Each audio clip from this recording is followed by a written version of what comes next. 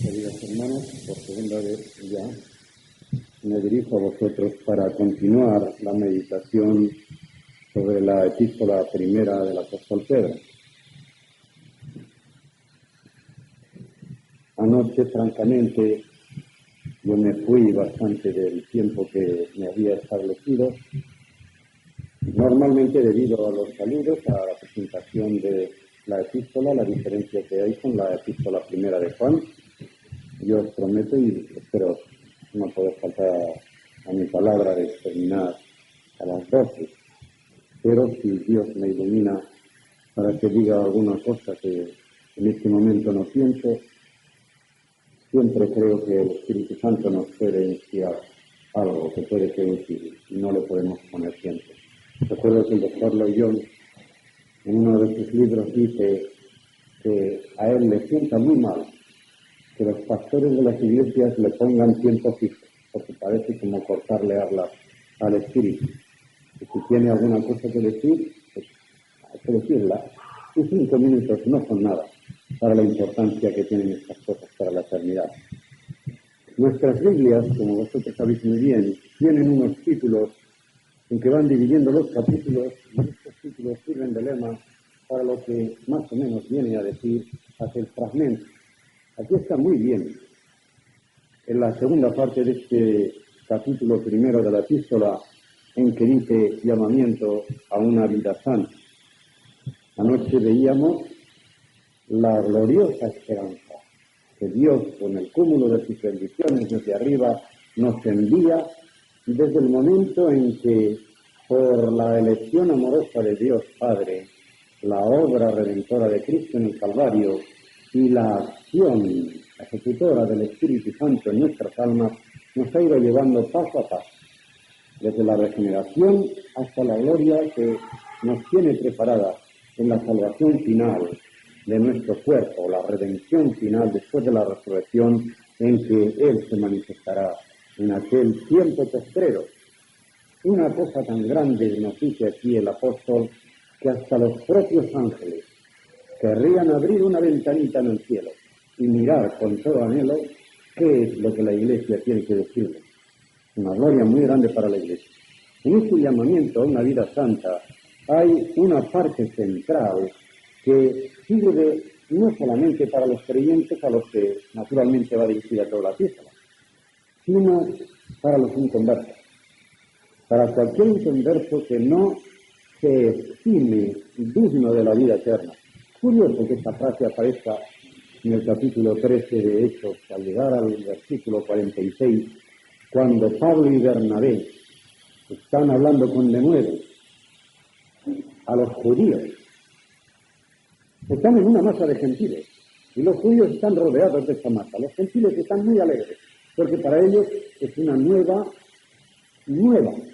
es decir, totalmente nueva, el Evangelio. Y los judíos se llenan de celos, porque ven que el pueblo escogido, que era el exclusivista de las promesas y de las bendiciones, deja de serlo. No deja de ser el pueblo escogido, pero sí que sus bendiciones se van a extender a toda la humanidad por la obra misericordiosa de Dios. Aún más, el propósito de Dios, muy claro en el Evangelio, es que el pueblo judío, si hubiese recibido a su Mesías, reconociéndole como tal, hubiese sido un pueblo de misioneros. Todos ellos hubiesen sido misioneros de la buena nueva entre los gentiles. Y quizá lo que llamo yo, lo que dicen los ingleses, el turning point, el punto en que hay un cambio de dirección en la historia de la salvación, es este versículo en que Pablo y Bernabé con denuedo se dirigen a los judíos y les dicen: a vosotros primeramente era necesario que se predicasen estas cosas, pero porque las rechazáis y no os tenéis por dignos de la vida eterna. ¿Qué está? Y así nos volvemos a los gentiles. Y no os tenéis por dignos de la vida eterna. Creedme, hermanos, que yo he pensado durante minutos y minutos en esta frase. ¿Hay alguien digno de la vida eterna? Nadie y todos. Nadie por sí mismo puede ser digno de la vida eterna. Pero cuando Dios en su misericordia ha puesto en su corazón salvar a los hombres y por lo tanto tenerlos por dignos de la vida eterna, no por lo que son en sí, sino por la gracia que Él pone en ellos, el rechazo que se hace de esa gracia es el insulto que se le puede hacer mayor, el insulto mayor que se le puede hacer a Dios. Por eso dice, no os habéis tenido por dignos de la vida eterna. Pues bien, aquí se nos dice por qué somos dignos de la vida eterna. En mitad de este fragmento, que voy a leer primeramente, se nos dice por qué. Porque hemos sido comprados a precio de la sangre del Cordero Inmaculado. Por tanto, dice el apóstol en el versículo 13, ceñid los lomos de vuestro entendimiento. Todo esto está cubierto con una imaginería judía que hay que explicar palabra por palabra. Sed sobrios y esperad por completo en la gracia que se os traerá cuando Jesucristo sea manifestado. Como hijos obedientes, no os conforméis a los deseos que antes teníais, estando en vuestra ignorancia, sino, antes bien, como aquel que os llamó es santo, sed también vosotros santos en toda vuestra manera de vivir, porque escrito está, sed santos, porque yo soy santo.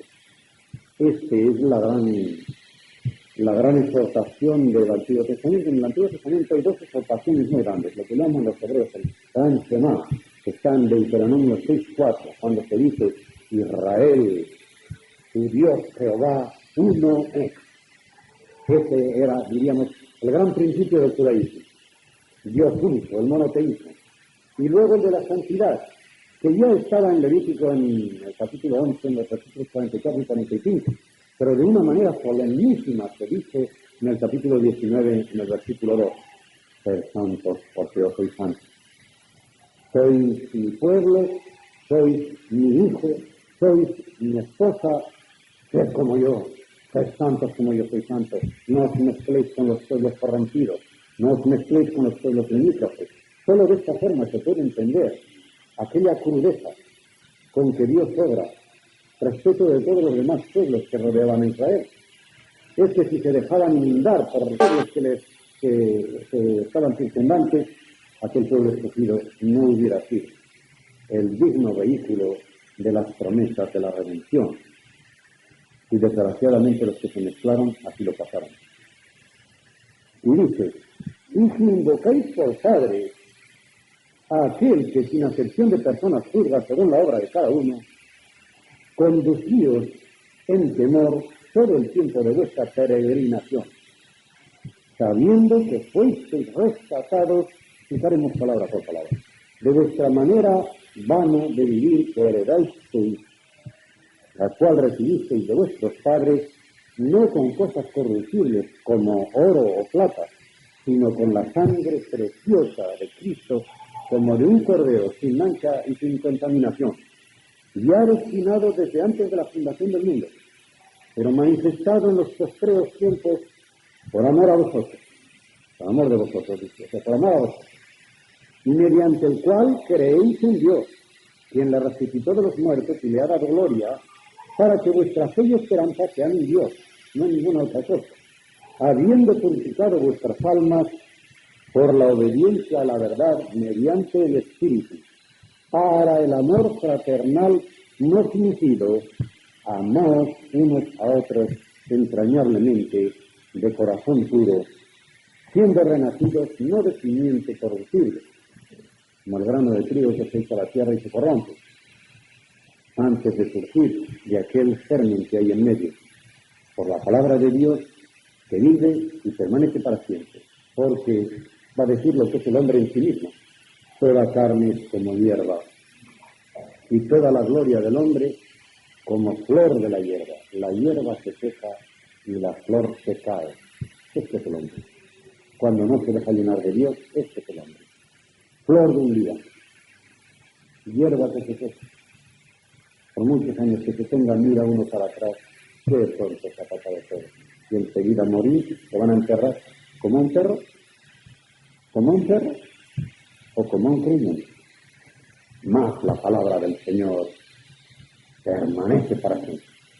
Y esta es la palabra que por el Evangelio os ha sido anunciada. Y también al primer capítulo aunque en realidad hace un empalme, porque ya sabéis que los capítulos y los versículos de la Biblia están distribuidos de alguna manera arbitrariamente.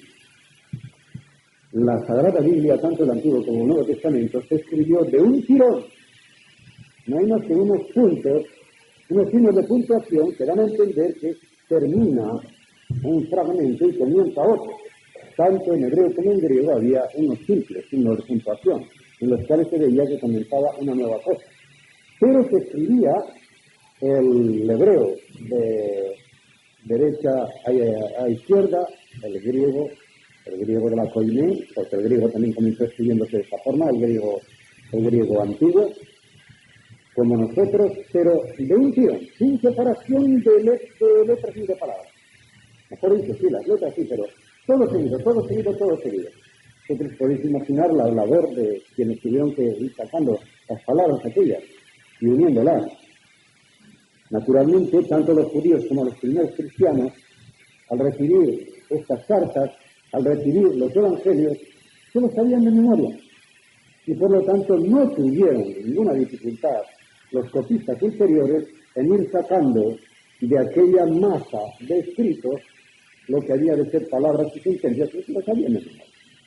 Pues bien, hoy sabemos que esta es la forma en que se hizo la Biblia, pero se dividió prontamente en capítulos. Ya los llamados Santos Padres de los siglos III y IV ya nos hablan de capítulos, pero nunca de versículos. La división en versículos se hizo muy entrada la Edad Media. Por lo tanto, no creáis, porque alguien cree que hace la división de versículos es una cosa inspirada por Dios y intocable. No. Incluso algunas de ellas, la crítica posterior ha demostrado que están mal hechas. O sea que la división debería ser otra, pero no nos atrevemos a tocarla, o hay quien se atreve a tocarla. Pero esto no tiene mayor importancia. Aquí, naturalmente, los que han hecho instalación de la Biblia, al llegar al versículo 12, han visto que entraba una fase nueva, que después de decir cómo los ángeles querrían abrir una ventanita en el cielo para ver estas grandes cosas que Dios ha hecho con nosotros, se nos exhorta a vivir una vida santa que sea conforme a estas bendiciones que hemos recibido de Dios. Y lo han dividido porque dicen un por tanto. Y es muy claro el Dios en griego. Dios. Por lo cual. ¿Qué hay que hacer por lo cual?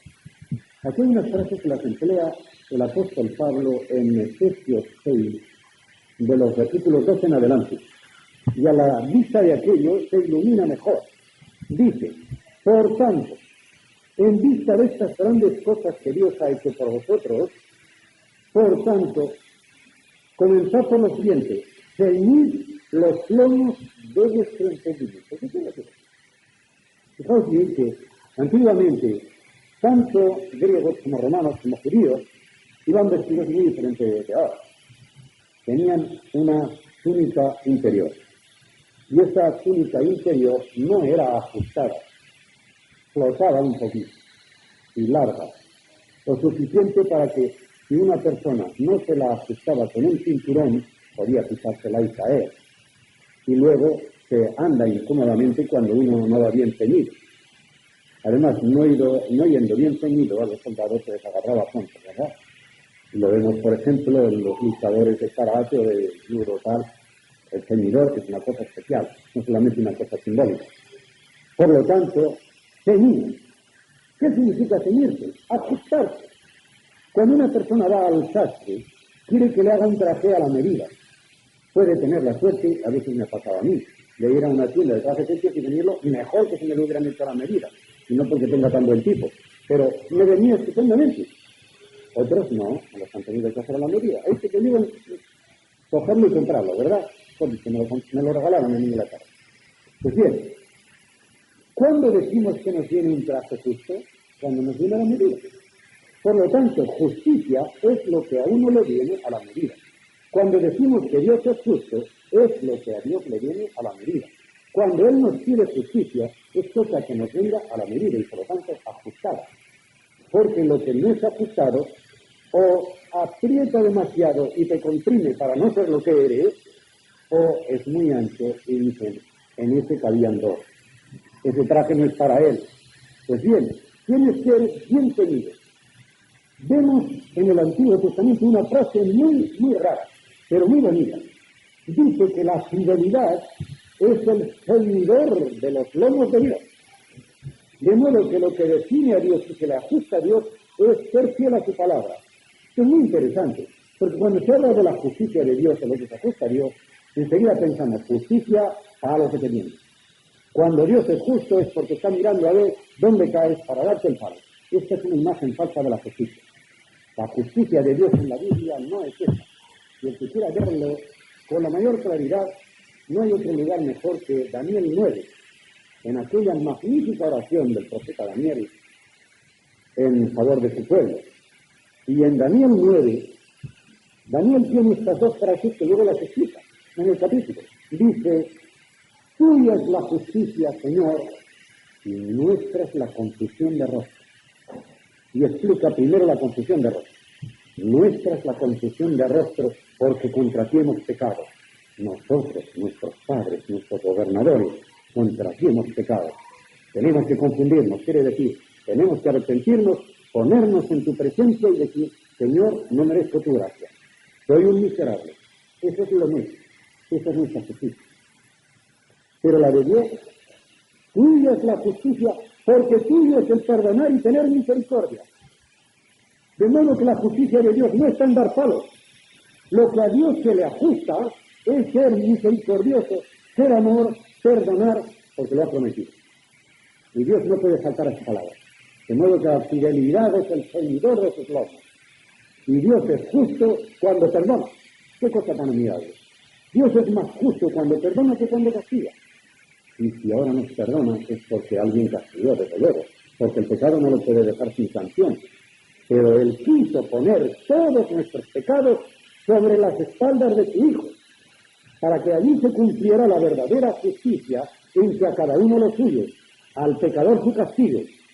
Y allí, en vez nuestro, se puso Jesucristo, y al pecador su castigo. Salió como pecador, pues tú te la llevas. Pero dio una palabra de promesa, de liberación para todos los demás que se acojan a Él, que se acojan a Jesucristo, para que nosotros podamos decir, Señor, no te puedes volver atrás. Tú has prometido amor, tú has prometido misericordia, tú has prometido perdón a todo el que se acoja a Él, a Jesucristo. De modo que no puedes faltar a tu palabra. Y se le puede hablar así de tú a tú, porque para eso somos hijos. Pablo emplea siempre una palabra parecida para decir cómo tenemos que entrar a hablar con nuestro Padre. Una vez que una persona ha sido convertida, no tiene que llamar a la puerta para que le digan adelante. ¿Se puede? Adelante. No, Señor. A Dios no se le dice se puede, sino aquí estoy porque he venido. Soy tu hijo y vengo a pedirte un favor. Así se le entra a Dios. Eso nos lo dice en Hebreos 4:16. Por tanto, ya tenemos confianza para acercarnos al trono de la gracia y de la misericordia. Y la palabra que allí es precisamente esa. La cara suficiente para hablar como un hijo con su padre y al cual no le llaman en su capote de la puerta porque el padre ya le ha dicho siempre que necesites algo. ¿Cómo eres mi criado? Entra. Es una maravilla esto, que nosotros no tengamos que acercarnos a la puerta de Dios y llamar, ¿se puede? Sino que digamos, aquí estoy, Padre, necesito tal cosa.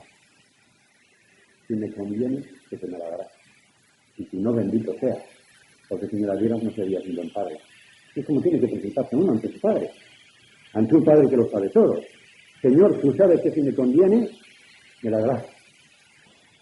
Y si no me conviene, no me la des. Pues bien, esto es el tener a este Padre, cuya justicia es la fidelidad a una palabra que ha dado. Ahora bien, vamos a ceñirnos, a ver lo que se nos ajusta, a los lomos, que es donde se pone el ceñidor, sobre los riñones. Aquí los riñones no significa lo que los riñones significaban para el pueblo judío en las partes del cuerpo simbolizadas. Para un judío había las siguientes partes del cuerpo: la mente, el corazón, el hígado y los riñones. La mente era, como es siempre, también para nosotros, el asiento de los criterios, de los pensamientos, cómo juzga uno las cosas según su mentalidad. Viene Jesucristo y cuando dice arrepentíos, el Evangelio dice en griego, cambiad de mentalidad. Pensabais de una manera, tenéis que pensar de otra. Eso es en la mente. Y veremos cómo cambia con los lomos del entendimiento. El corazón es la fuente desconocida muchas veces de toda la conducta humana. Y cuando digo desconocida no solamente para los demás, sino para nosotros mismos. Nosotros hacemos muchas cosas sin saber por qué. Creemos de buena fe que estamos obrando bien, y Dios que penetra en el corazón está diciendo estás obrando mal. Pero si yo lo hacía con tan buena fe, sí lo hacías con buena fe, pero algo había dentro ahí, tenías un gusanillo que te estaba carcomiendo, lo habías olvidado, se había quedado en el subconsciente. Hubo un día en que te acordaste, que tuviste algo con una persona. Hubo un día que te acordaste, o hubo un día en que conscientemente hiciste algo malo. Aquello se asentó allí y lo has olvidado, porque no te interesaba. Y ahora crees que estás obrando de buena fe. Conscientemente sí, pero inconscientemente no. Y de eso es lo que el propio David se ponía delante del Señor y le decía, Señor, perdóname no solamente de los pecados que me acuerdo, sino de los ocultos, de los que solo tú sabes. Y estos pecados ocultos son los que nos echan a perder. Porque ordinariamente confesamos ante el Señor y ante los demás unos pecados que casi los acariciamos. Como cuando una persona, yo lo repito muchas veces, hay personas, no digo ya solo señoras, aunque suelen decirlo un poco más, pero también los señores. Mi reuma, ¿sabe usted? Mi reuma. Y se dice con un cariño que casi se acaricia el reuma que se tiene. ¿Por qué? Porque diciendo mi reuma, todo el mundo sabe que ese pobre hombre padece de algo con lo cual tiene excusa para ciertas cosas. Ay, qué bien viene tener un reuma algunas veces, ¿verdad? Para explicarse. Y lo acaricia uno ese reuma. Ese es el defecto conocido. Pero alguien podría decir, hipócrita, ¿para qué se excusa usted en su reuma? Si lo que pasa es que no quiere venir. Eso es oculto. Hasta para él, aunque Dios lo ve, Dios ve la fe. Y eso es lo que Jesucristo en el Evangelio y en general toda la Escritura llama el corazón que naturalmente no es este músculo que envía la sangre al organismo, el pobrecito de él hace lo que puede, y en el que lo tiene con un infarto de miocardio va mal, pero espiritualmente puede andar muy bien. Yo recuerdo una vez que estábamos llevando el viático a un señor en Tarazona, iba yo con el párroco, esto como comprenderéis, hace muchísimos años. Aquel señor moría de un ataque que había tenido al corazón. Y el párroco, sin inmutarse, porque era un hombre muy serio, le llega a la cama de él, que estaban los monaguillos con las velas a los lados, y yo de rodillas también, como había que estar a su lado, y le dice el párroco, mire, fulanito, no me acuerdo de atención nada. Ahora, en este momento, haga un acto de contrición. Arrepiéntase de todos sus pecados. Si no puede hablar, no hable. Lo haga con el corazón. Y le sale el hombre. Con el corazón me dice, pues bien fastidiado lo tengo. Dijo otra palabra más gruesa. Bien fastidiado lo tengo. Entró una risa a monaguillos y a toda la gente de allí que no sabíamos qué hacer. Porque era un hombre que se iba a morirse enseguida, pero se le ocurre semejante cosa. Porque le dijo el cura que si no podía decir el acto de arrepentimiento con la boca, que lo dijera con el corazón, que se estaba muriendo de la enfermedad del corazón. ¿Por qué? El hombre le alcanzaba tan poco la cosa que creyó que había que hacerlo con aquel corazón de carne. Y el corazón del cual nos habla Jesucristo en el Evangelio es esa fuente, una fuente muy honda, de donde sale nuestra conducta. Y nuestra conducta con lo más peligroso que tiene, con lo más dañoso que tiene para los demás, con lo más ofensivo para Dios, y con lo que muchas cosas, los que nos rodean lo están viendo, y los únicos ciegos somos nosotros. No nos damos cuenta de nuestro defecto principal o de aquello que estamos molestando al prójimo, hiriendo a nuestros hermanos, ofendiendo a Dios, y está viendo todo el mundo y nosotros no lo vemos, porque está oculto. Pero de allí sale todo. Por eso cuando el Señor se rebelaba contra los fariseos que hablaban siempre de estar lavándose, porque si no, así tienes que comer de tal cosa, no mancha al hombre lo que entra adentro. Ya sabemos, el tubo digestivo es una cosa muy sencilla. Dentro de la biología no hay cosa más sencilla que el sistema digestivo. Y lo explicó con todas sus palabras diciendo, sabemos dónde empieza y dónde termina. Así lo dijo Jesucristo. Dice, pero lo que importa es lo que sale, lo que sale.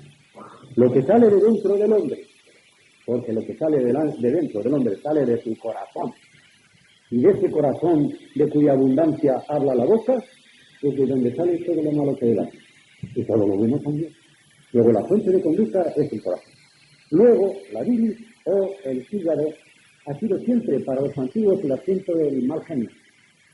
El asiento del genio, bueno o malo, como iba el hígado del hombre. Pero daban más importancia a los riñones. ¿Y sabéis por qué? Porque los riñones para los antiguos, y no solamente para los judíos, era la sede de la concupiscencia. Ya no de la conducta moral del hombre en un sentido más elevado, sino aquello de donde salían los deseos sexuales, los deseos de la carne, diríamos. Y esto lo tenían por una cosa que no eran del todo de examinar. Hoy la biología moderna sabe muy bien que aunque la generación se produzca por las gónadas, o sea, por las glándulas sexuales, hay en las cápsulas suprarrenales cierta sustancia que influye ahí. Y ellos ya desde el principio pensaron que en los riñones había un factor de concupiscencia sexual. Y por lo tanto, cuando se trata de esta parte baja de la conducta del hombre, en los salmos mismos dice, examina mi corazón y después examina mi riñón. Examina mi corazón para ver cómo va la fuente de mi conducta. Y examina también mis riñones a ver cómo va la parte baja de mi moralidad. Pues bien, aquí no dice que nos ciñamos los lomos, ni del corazón, ni de los riñones, sino del entendimiento. ¿Por qué? Porque si no se ciñe uno los lomos del entendimiento, una persona no se ajusta a la verdad. ¿Cómo lo dice Pablo en Efesios 6? Vais a verlo. Porque allí lo pone en otra forma, pero la idea es la misma. Dice 6:14, estad pues firmes. Fijaos que aquí dice, por tanto, ceñid, va a dar una cosa de firmeza también. Ceñid los lomos de vuestro entendimiento. Y aquí dice, estad pues firmes, ceñidos vuestros lomos con la verdad. Es lo mismo. Es decir, la verdad del Evangelio tiene que estar bien fija en vosotros. ¿Y por dónde empieza a estar fija esa verdad? En vuestra mentalidad. Vosotros tenéis que recoger el Evangelio como una buena nueva de salvación que va a cambiar todo nuestro modo de pensar. Y mientras no cambie vuestro modo de pensar, iréis mal. ¿Qué criterios? Y vuestros criterios no cambiarán si no cambia la escala de valores. La escala de valores se llama ahora principalmente, pero siempre ha tenido el concepto una expresión similar. ¿Qué pensamos que es lo principal? Cuando una persona ve a la calle o un creyente le dice, ¿qué te parece a ti que es lo principal para ti? Ahí te da la escala de valores. ¿Qué es lo principal? Hace unos años, quizás hace unos 15 o 20 años, hubo una revista que se había hecho una encuesta en Estados Unidos. Y se hizo una encuesta para ver lo que el ciudadano medio en Estados Unidos tenía en la escala de valores. Y la media de esta encuesta dio lo siguiente. Primer valor, la salud. Segundo valor, el dinero. Tercer valor, los conocimientos. Cuarto valor, el sexo. Quizá en esto me equivoque, fuera el tercero el sexo y el cuarto los conocimientos. Pero ahí dan los dos. Quinto valor, la religión. De modo que las cosas religiosas le venían en la media de la encuesta en un quinto lugar. Por encima de todo ello, el ciudadano medio estimaba mucho más el sexo, el dinero, los conocimientos, la salud, lo natural, lo primero, y lo espiritual, lo que pertenece a Dios, lo que pertenece al cielo, a la religión, en quinto lugar. ¿Qué quiere decir eso? Que la masa media del ciudadano norteamericano no había cambiado su mentalidad y por lo tanto era inconversa. Ahora bien, cuando una persona se convierte, tiene que darle la vuelta completa.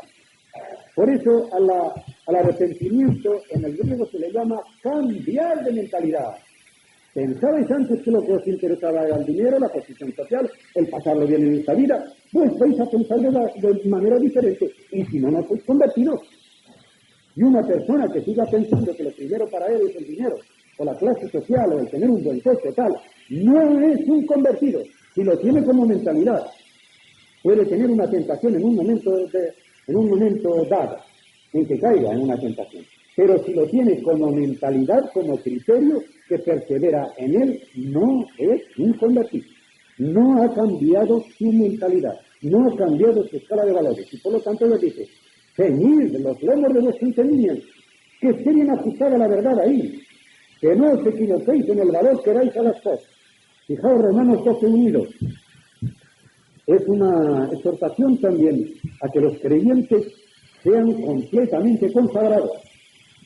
Esta es una exhortación que no se da a creyentes de primera división, no. No hay creyentes de primera división y de segunda división. Todos los creyentes tienen que consagrarse a Dios a tope. Y el que no es un creyente carnal, pero no es el creyente que Dios quiere. Y en esa epístola, el apóstol Pablo, al comenzar el capítulo 12, en que dice cómo tenemos que consagrarnos, una frase rara porque dice que presentéis vuestros cuerpos en sacrificio vivo. ¿Por qué no dice vuestras personas? Porque el cuerpo es el gesto del alma. A Dios no se le puede engañar, desde luego. Puede decirle a uno que consagro mi espíritu. Pero ¿cómo sabe la gente que estamos consagrados totalmente a Dios? Cuando nuestra conducta exteriorizada por medio de nuestro cuerpo demuestra que somos consagrados. Por lo tanto, en diciendo consagrar vuestros cuerpos, ya supone que es toda la persona. Si dice solamente el espíritu, podríamos decir, bueno, yo tendré una devoción interior en mi conciencia. Lo demás no importa. El cómo actúe en medio de la sociedad, cómo actúe en mi profesión, no importa. Pues no, vuestros cuerpos, aquí significa vuestra persona entera. Os ruego por las misericordias de Dios, como diciendo, os exhorto por las entrañas de Dios misericordiosas, para con vosotros que tanto os amó, hasta dar a su Hijo, que presentéis vuestros cuerpos, toda vuestra persona, pero exteriorizada por el cuerpo, como eran los animales en el Antiguo Testamento, en sacrificio vivo, no muerto, como eran los animales. Santo, porque si estáis separados, no tendréis mancha. Ya no habrá que buscar si es una oveja coja o manchada tal. No. Sois creyentes, sois santos. Ya estáis separados y en una posición totalmente blanca. Cuidado, digo posición, no condición. La condición es interior. Y esa tiene que ir haciéndola el Espíritu Santo poco a poco. Pero la posición del cristiano, del creyente ante Dios, es totalmente blanca. Incluso antes de que el Espíritu Santo comience esa operación interior. No se puede jamás confundir la justificación con la santificación. Y a estos que ya son justificados, les pide que se consagren totalmente. Dice, este es vuestro culto racional en espíritu y en verdad. Había dicho el Señor. No os conforméis a este siglo. No perdamos de vista esta palabra, porque la va a sacar otra vez el apóstol Pedro. Va a salir el conformarse a este siglo como una cosa mala. Y va a decir cómo tenemos que cambiar. No os conforméis a este siglo. La palabra que hay en griego es esquema. ¿Sabéis lo que significa esquema? Cuando una persona quiere sistematizar su mensaje, hace un esbozo y lo divide en puntos, 2 o 3. Y en esos 2 o 3 puntos pone todas las ideas madres o ideas claves de lo que va a hablar. De modo que tiene un guión completo para que no se pierda. Ahora bien, esto pasado a molde significa un sistema. El mundo tiene su sistema. Y cualquier negocio tiene su sistema, sus principios, sus reglas, de la forma en que tiene que marchar aquel negocio. Y los mundanos tienen su sistema de pensamiento, su especie de molde en el cual todo el que entra piensa como él. Pues bien, el apóstol dice, no entréis dentro del molde de este siglo, aquí quiere decir del mundo. No os conforméis a este sistema mundano, sino cambiad de molde. Transformaos, y la palabra es metamorfosis, ya está la metamorfosis. De la misma manera que vemos un gusano cochino que se va rascando por el suelo y nadie puede pensar que aquella larva se va a convertir en una mariposa, y que va a volar, y que va a tener unas alas tan brillantes, con unos colores tan magníficos. Esto es lo que quiere decir. Tiene que haber una metamorfosis. Habéis sido unos pecadores miserables, porque habéis estado dentro del sistema de este mundo. Salid de ese molde y volad, porque vais a entrar en el molde de Cristo. Transformaos, ¿cómo? Por medio de la renovación de vuestro entendimiento.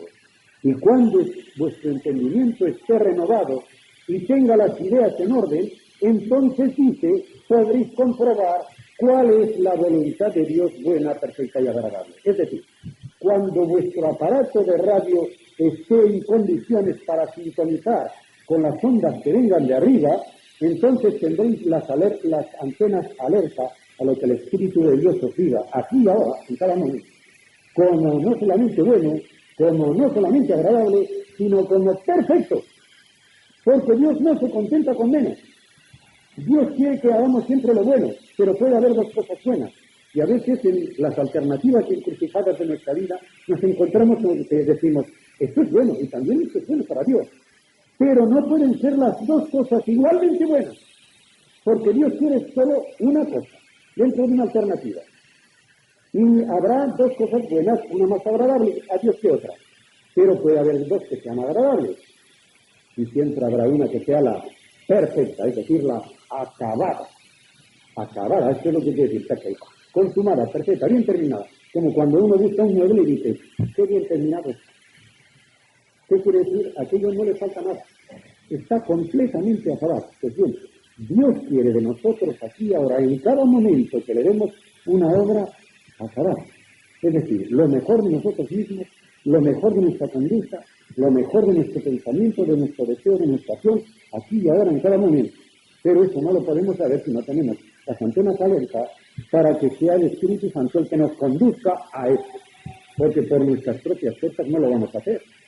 Nuestro crecimiento no se hace por el esfuerzo humano, hermanos, y al que crea en esto se equivoca de medio a medio.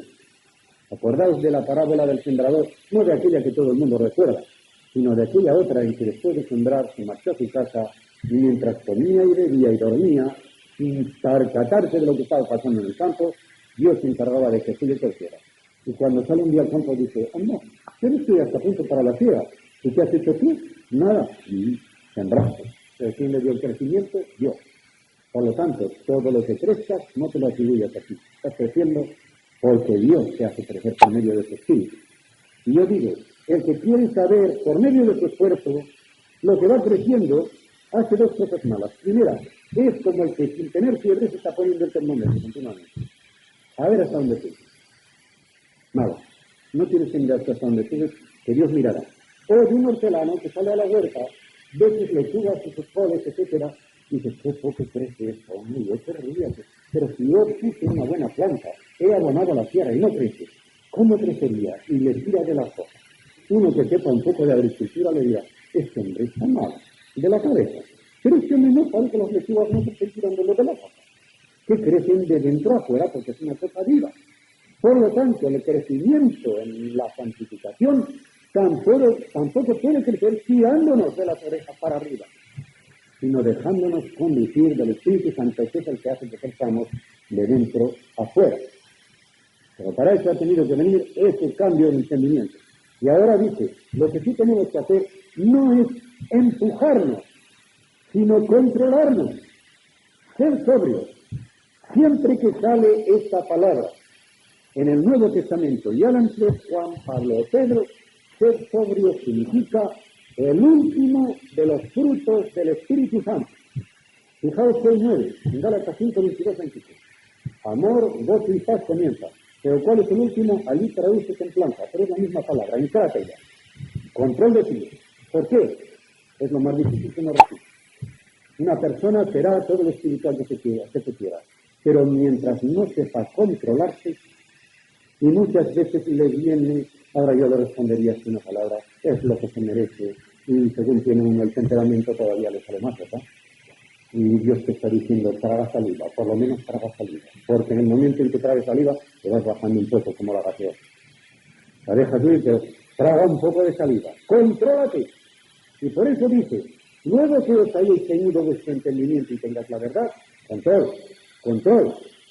que no haya nada en vuestra conducta que os haga disparar, porque os vais a disparar mal, incluso a veces con buena intención. Sed sobrios en este sentido, ningún extremo, controlados en todo. Y una vez que estéis así, ya estáis vigilantes, ya estáis en condiciones, porque estáis controlados, de esperar por completo en la gracia que se os traerá, no que la cogeréis, sino que se os traerá en bandeja, cuando Jesucristo sea manifestado. Podéis estar en la expectación de Jesucristo que vendrá a recoger a su iglesia, en la cual vosotros no vais a hacer nada, sino esperar con ansia, porque mientras esperéis, velaréis, mientras veléis, os controlaréis, y os controlaréis porque tenéis vuestro entendimiento bien tenido, respecto de la verdad, y así obraréis como hijos obedientes, que están siempre, a ver qué quiere que haga, a ver qué quiere el Señor que haga ahora. Señor, ¿qué quieres que haga? ¿Recordáis la primera palabra que dijo Pablo tendido en el camino de Damasco? Ya se va a convertir. Después de preguntarle, ¿quién eres tú? Yo soy Jesús a quien tú persigues. Y le vino de repente a Pablo una idea que ya no se le borró en el resto de su vida y que se refleja en todas sus epístolas. Porque Pablo tuvo que decir, ¿pero cómo? Yo no voy persiguiendo a ese Señor, yo voy persiguiendo a estos cristianos. Ay, y dice que le persigo a él. Luego son una misma cosa, ya está el cuerpo de Cristo. Ahí le entró a Pablo para siempre una idea que ni la encontramos en Juan, ni la encontramos en Santiago, ni la encontramos en Pedro, ni la encontramos en Lucas. Solo Pablo pone a la iglesia como cuerpo de Cristo porque él tuvo aquella impresión tremenda en el camino de Damasco de que el que perseguía a los cristianos estaba persiguiendo a Cristo. Y eso no puede ser si no formaban una sola persona con él. Y entonces dijo, luego él es la cabeza y ellos son los miembros. Ahí le entró a Pablo la idea del cuerpo de Cristo. Pues bien, hijos obedientes, y esta la palabra que ha salido con la misma palabra griega en Romanos 12:2. No os conforméis a los deseos que teníais antes estando en vuestra ignorancia. Fijaos bien que siempre la condición mala del inconverso se atribuye a ignorancia, necedad, insensatez, falta de sabiduría, no saber que uno lo que se pesca, no saber uno por dónde va. Y esto lo tenemos que tener en cuenta los creyentes, porque a veces no nos damos cuenta de lo que éramos nosotros antes. Y podemos despreciar a los que no son convertidos y tenerlos por más pecadores que lo que nosotros éramos. Y nosotros éramos iguales que ellos. Pero Dios lo ve de esa manera y le llama ignorancia. Todavía desgraciados, si conocieran lo que quisieran, si conocieran lo que vale la fe, la santidad, Jesucristo, la conversión, si conociese el don de Dios y quién es el que te pide de Dios. Así comienza Jesucristo con los samaritanos. Si conociese por ignorancia. Y yo sé que por ignorancia lo hiciste, dice Pedro a los mismos que habían crucificado a Jesucristo. Y Pablo dice, y sé que Dios me perdonó por mi ignorancia.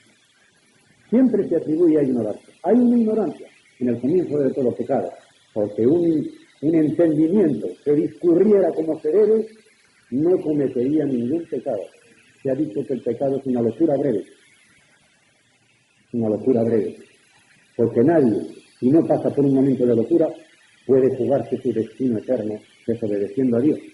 Y él dice, no os conforméis, no os metáis otra vez en ese sistema del cual salisteis cuando ibais tras los deseos, concupiscencia, epitimía otra vez, antiguos, schematizomenon, la misma palabra, el esquema en el cual estabais metidos anteriormente en la ignorancia vuestra, epitimía, los deseos concupiscentes que antes teníais. Sino que, en vez de hacer esto, haced lo otro. En vez de hacer esto, como aquel que os llamó y ese santo, así también vosotros, sed santos en toda vuestra manera de vivir, porque escrito está, y viene la cita del Levítico, sed santos como yo soy santo. en Primera de Juan 3:3, se aplica a Jesucristo, y allí dice, sed puros como yo soy puro. Hay una diferencia entre la santidad de separación, la santidad de interiorización y la santidad de purificación. Y hay tres palabras distintas en griego. La una es agios, santo separado, el que es separado para Dios. La otra es osios, el que es santo moralmente, porque el Espíritu Santo ha ido haciendo esa obra dentro de él. Y luego está áganos, de donde vendrá cordero en latín. Cordero en latín es áganos. Y áganos es puro, pero que se ha purificado a fuerza de crisol, a fuerza de tribulación, a fuerza de persecución. Por eso no dice Dios, sed puros como yo soy puro, porque Dios no lo necesitaba. Dice, sed santos como yo soy santo. Pero cuando se habla de Jesucristo, sed puros, purificados como Él. Él sí, Él lo pasó mal. Él tuvo el sufrimiento. Y se santificó y se purificó a sí mismo por nosotros, no porque Él lo necesitara. Llevó nuestros pecados en su carne, como lo dirá después en el capítulo 2 del apóstol Pedro. ¿Y por qué? Porque primeramente estáis llamando Padre a Dios. Vais a ser unos hipócritas. Si no os parecéis a Él, a una persona se le suele conocer por los rasgos de familia. Somos hijos adoptados, pero algo más que los hijos. Se nos ha hecho una transfusión de sangre divina. Se nos llama partícipes de la naturaleza divina. Y se nos dice que cuando le veamos seremos semejantes a Él, porque le veremos tal cual es. Luego están los rasgos de familia. De manera que cuando nace un niño o niña, y sobre todo cuando vaya siendo un poco mayor, todo el mundo se pregunta, ¿a quién se parece? No, pues a su padre, a su madre, pues ni a ninguno de los dos, a su abuela, tal. Quiero decir que se van buscando los rasgos de familia, porque si no, hay malas lenguas y malos pensamientos, a lo mejor no es de ellos. ¿Veis?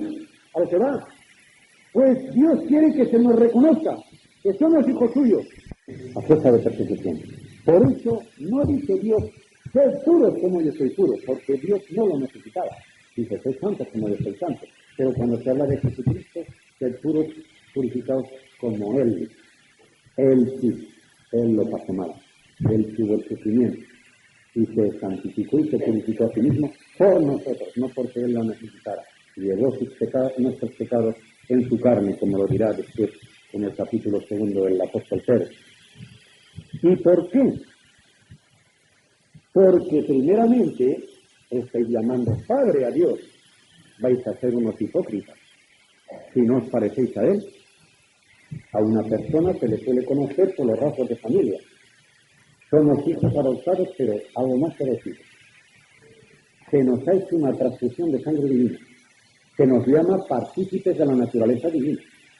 Y se nos dice que cuando le veamos seremos semejantes a Él, porque le veremos tal cual es. Luego están los rasgos de familia. De manera que cuando nace un niño o niña, y sobre todo cuando vaya siendo un poco mayor, todo el mundo se pregunta, ¿a quién se parece? No, pues a su padre, a su madre, pues ni a ninguno de los dos, a su abuela, tal. Quiero decir que se van buscando los rasgos de familia, porque si no, hay malas lenguas y malos pensamientos, a lo mejor no es de ellos. ¿Veis? A lo que va. Pues Dios quiere que se nos reconozca, que somos hijos suyos, y que nadie pueda pensar que somos bastardos. ¿Cómo se reconocerá? Llevando los rasgos de familia. Le llamamos Padre, conducirnos como hijos, y que se nos demuestre en nuestra conducta que llevamos el aire de príncipes herederos del reino de los cielos, de que hemos entrado en la familia del Dios Padre, del Dios Hijo y del Dios Espíritu Santo. Si invocáis por Padre a aquel que sin acepción de personas no mira al traje ni a la condición ni a la clase social, sino te comportas como hijo mío, ¿sí o no? Pues tanto me importa que tengas un céntimo como que seas millonario. Lo que quiero es, esa es la acepción de personas. Juzga según la obra de cada uno. Según la obra de cada uno. Fijaos bien que ya no estamos hablando de la justificación, porque allí las obras no valen nada. Estamos hablando de la santificación, donde las obras valen mucho, porque es fruto del Espíritu Santo. No nos salvamos por obras, pero nos salvamos para obras. Cuidado con engañarte. Y aquí está en Efesios 2. En el versículo 8, cuando dice, no por obras para que nadie se gloríe, pero en el versículo siguiente dice, para buenas obras, que Dios de antemano preparó para que anduviésemos en ellas. Cuidado, hay que andar. Y andar en la Biblia es tener una conducta, seguir adelante dando frutos. Pues bien, está mirando a estas obras. Conducíos en temor todo el tiempo de vuestra peregrinación. ¿Veis la peregrinación siempre? El hecho. Somos peregrinos. En temor. La palabra temor, aun viendo sola, significa con respeto. Somos hijos de nuestro Padre Celestial y podemos entrar sin llamar, pero tampoco podemos decir, poner las piernas encima de la mesa. No le vamos a tratar mal, con respeto, con amor, pero con respeto. Temor, así significa siempre con respeto. Y cuando va unido a temblor, temor y temblor, que Pablo lo dice varias veces, significa respeto y sentido de la responsabilidad. No entendamos, cuidado, temor y temblor con el diccionario castellano, sino con el diccionario judío. Y temor y temblor significan eso. Respeto o reverencia, temor, y temblor, sentido de la responsabilidad. Aquí lo entenderemos siempre. Por ejemplo, Filipenses 2.13 es uno de los lugares musicales, dice, con temor y temblor obrad vuestra salvación. No dice que estemos temblando ahí y nos vamos a salvar o no, sino sentido de la responsabilidad y con reverencia a Dios que nos ha salvado. Y dice, sabiendo, el verbo que hay aquí no es conocer, sino el verbo saber, que significa un conocimiento en el cual uno se ha introducido por medio de la reflexión meditativa. Se supone que el creyente ha meditado y ha reflexionado en su condición de salvo y que se ha dado cuenta de que todo lo que tiene lo es porque ha sido rescatado, se ha pagado el precio de su liberación al precio de la sangre de Cristo. Eso es lo que significa. Sabiendo que fuisteis rescatados, litrosis, ya viene el verbo, elitrófete, litro, lo conocemos muy bien, ¿verdad? Una medida para los líquidos, o para algunos sólidos. Para los judíos, o para los griegos y para los romanos no significaba eso. De la misma manera que multa, hoy nos suena enseguida a moneda, y a un romano le sonaba a una medida de leche, porque significa lo que se obtiene de ordeñar a las cabras o a las vacas, eso significa multa. Y pagaban en leche, como se pagaba hace poco con trigo y en especie, pues pagaban las multas también de esa forma. No las pagaban en dinero, las pagaban en productos de sus ovejas, y de ahí ha venido la palabra multa. Pues bien, aquí litro era la medida en la que uno llevaba el rescate para salvar a una persona de la esclavitud. Pues bien, del litro viene el verbo elitrófete. Habéis sido rescatados quiere decir que hubo alguien que cuando erais esclavos y estabais en el mercado de esclavos a la venta para que el mejor postor se os llevara y el demonio os tenía esclavizados allí, hubo alguien con el precio suficiente para sacaros de él. Y cuando se enfatiza el precio que se paga por el rescate, sale este verbo. Pero cuando se enfatiza el liberarse de aquel mal lugar, el apóstol emplea otro verbo, que es agorazo o exagorazo, que significa sacar a uno de la plaza pública del mercado donde estaba expuesta la esclavitud. Y de allí se le liberaba, mediante el precio que se pagaba. Esto lo ha hecho Dios con cada uno de nosotros los creyentes. Ha pagado un precio para nuestra salvación. ¿Y qué precio fue este? ¿Cómo nos rescató de nuestras malas obras? Nuestra vana manera de vivir no significa la ley, como algunos intérpretes han pensado, ¿no? Sino la forma pecaminosa de actuar en la cual también, dicen nuestros padres, andaban, la cual recibisteis de vuestros padres. El ser pecadores os viene de herencia, viene a decir ya, os viene de herencia. Pues bien, de esta vuestra vana, vacía manera de vivir, que no servía para nada, sino para condenación, de eso habéis sido rescatados, que os ha pagado un precio, y ese precio no ha sido piedras preciosas, no ha sido oro, con lo mucho que valía entonces también, ni plata, ha sido las llamas corruptibles, como dije anoche, porque se quedan en este mundo, no porque se puedan corromper más o menos con los ácidos, se quedan en este mundo, no se llevan para la patria celestial.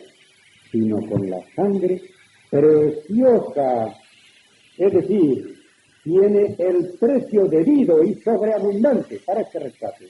Por eso la llama preciosa. Simio, tiene mucho valor, quiere decir. O sea, aquí es donde distinguimos muchas veces y conviene distinguir. No es lo mismo precio que valor. Hay cosas que valen mucho y cuestan poco. ¿Lo sabéis?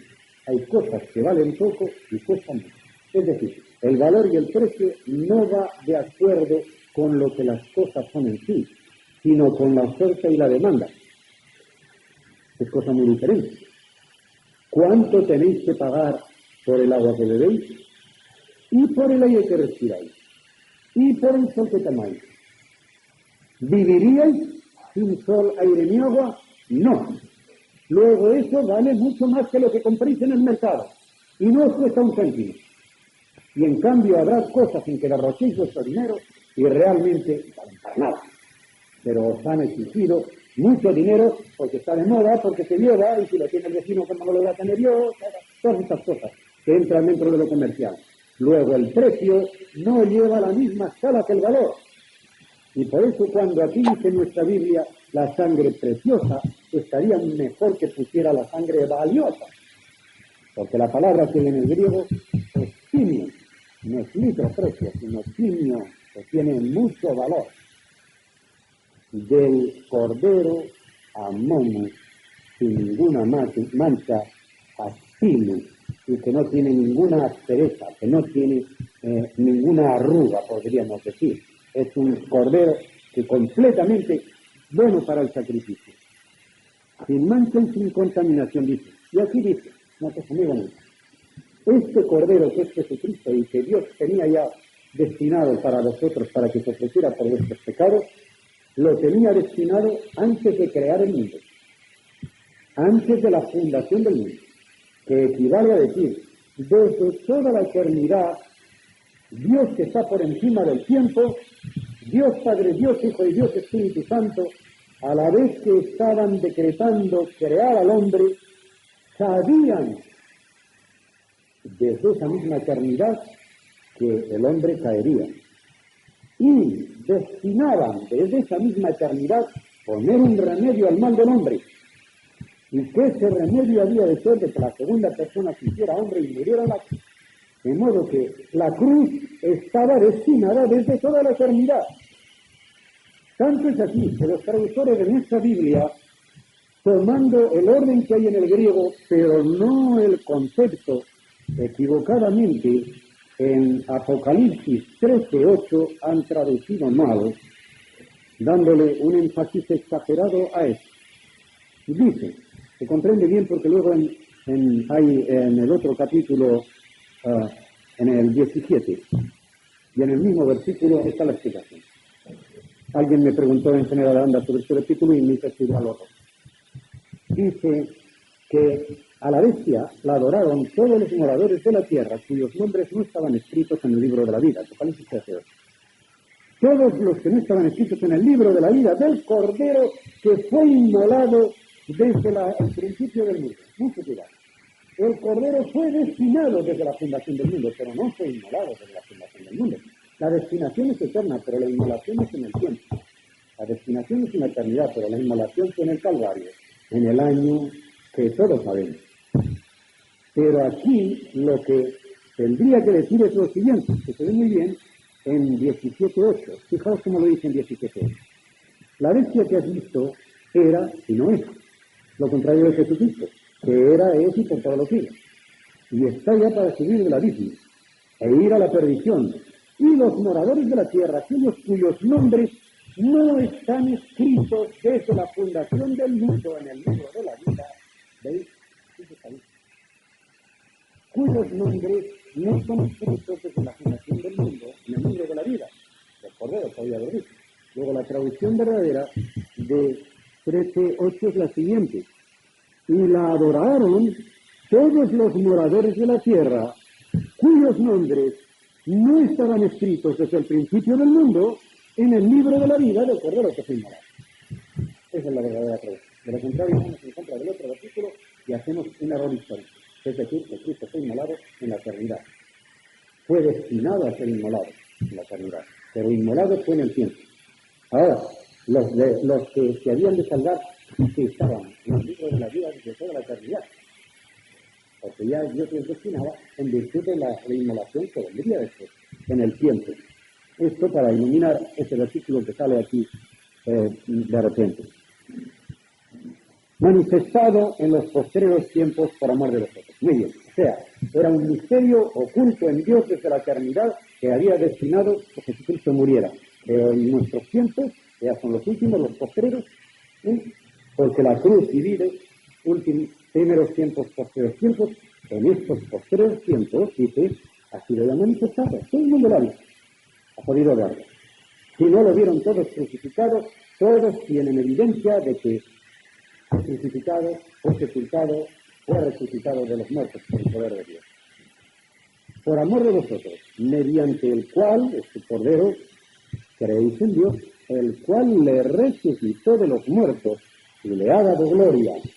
Lo que dice Pedro en el primer sermón de Pentecostés, cuando dice, a este Jesús, que vosotros crucificasteis, Dios le ha hecho Señor y Cristo. No porque antes no lo fuera, lo ha manifestado como tal, porque hasta entonces solo lo conocían sus íntimos. Pero cuando lo resucitó y pasó aquel gran milagro de Pentecostés y todo el mundo se conturbó, todo lo que había allí, entonces quedó manifiesto no solamente a los íntimos, sino al mundo entero. Fue el momento en que se cumplió aquello que Jesucristo había dicho, que cuando Él fuese exaltado, enviaría al Espíritu Santo y el Espíritu Santo convencería al mundo de pecado, de justicia y de juicio. De pecado porque no han creído en mí, de justicia porque me voy, como diciendo yo no pertenezco a este mundo, y en la exaltación mía a los cielos será el espaldarazo que Dios hará de que yo he sido justo y he cumplido lo que Él me mandó. Y de juicio porque el príncipe de este mundo ya está juzgado. En el momento en que Cristo murió, fue sepultado y resucitó, la batalla definitiva del demonio estaba perdida. Le quedan batallas por ir, pero no tiene ya nada que hacer. Serán pequeñas escaramuzas de guerrillero, de francotirador, pero sabe que la batalla contra Cristo no la va a ganar. Para que vuestra fe y esperanza sean en Dios, como diciendo, estén firmes en algo que se asienta, habiendo purificado vuestras almas por la obediencia a la verdad. Esta frase la expliqué ayer. La fe se define en el Evangelio como obediencia al Evangelio, obediencia a la verdad que Dios nos ha dicho. Y esto siempre mediante el poder del Espíritu, a la verdad mediante el Espíritu. Esto es lo que Dios ha hecho con nosotros. Nos ha purificado. Allí decía que por la aspersión de la sangre de Cristo, que hemos sido rociados para perdón de los pecados. La purificación, esto lo veremos más adelante. La purificación que vemos, por ejemplo, cuando se nos habla de nacer de la palabra y del Espíritu, en Juan 3:5. La palabra de Dios, allí dice agua y espíritu. Ahora bien, el agua tiene dos sentidos en el Antiguo Testamento. Puede ser la palabra misma de Dios, o puede ser la gracia de Dios en cuanto a purificación. Estas aguas de las cuales se profetiza que saldrán de Jerusalén como un cúmulo ya completo de la misericordia que Dios ha tenido con su pueblo. De tal modo que Israel entero, globalmente, será convertido. Entonces quedará todo inundado, diríamos, de la misericordia de Dios y del conocimiento de Dios. En ese sentido también se usa. Pero principalmente allí habla de una agencia con el Espíritu, de la palabra.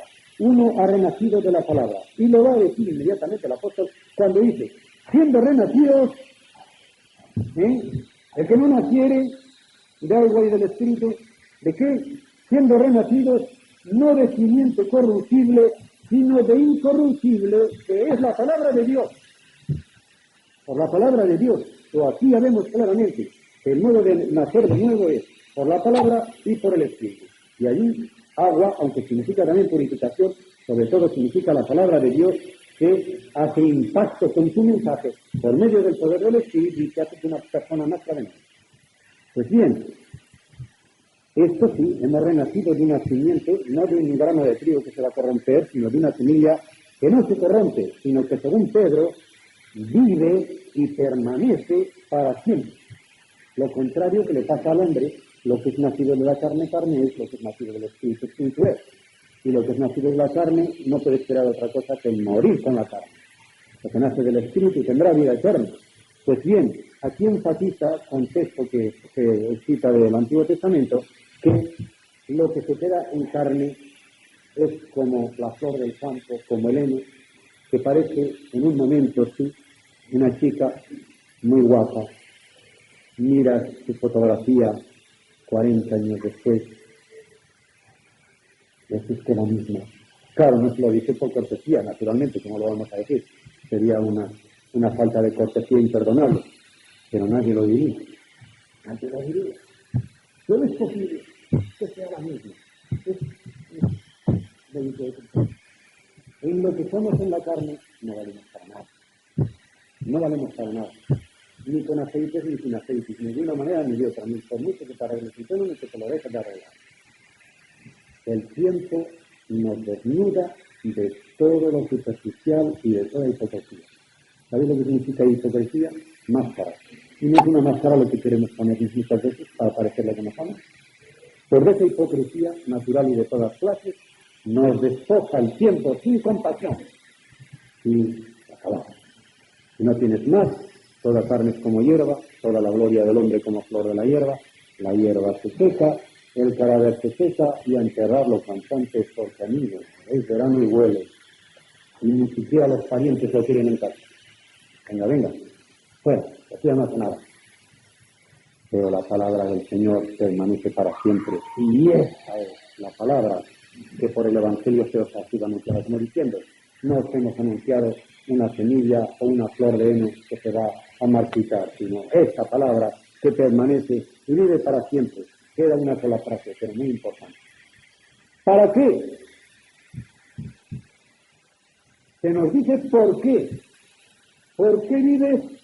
Porque has renacido de esta semilla, porque hubo una operación del mensaje y mediante el Espíritu hizo impacto en ti y te dijo que podías tener vida eterna y que aunque pareciera que tu cuerpo se iba a marchitar, no iba a morir, sino a dormir, y que Dios lo despertaría y tendrías una nueva primavera y que vivirías eternamente con Él, en espíritu, cuerpo y alma, sin defectos, sin arrugas, con toda la belleza y esa verdadera belleza de cuerpo glorioso que solo Dios puede dar.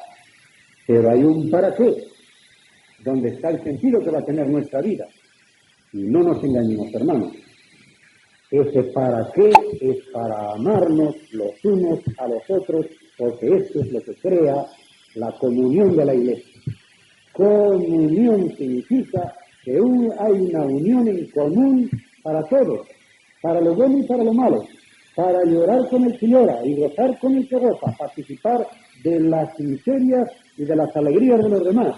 Porque si somos un cuerpo, cuando una persona sabe que todo lo que es de su cuerpo le afecta a él, fijaos lo que pasa cuando recibimos un pinchazo de una espina, vamos por el campo y nos pincha en el pie. Nos lo dice el mismo apóstol de otras maneras. Enseguida los ojos a ver qué pasa aquí, y las manos a quitar lástimas y a correr si hay infección. Eso es lo que tiene que hacer.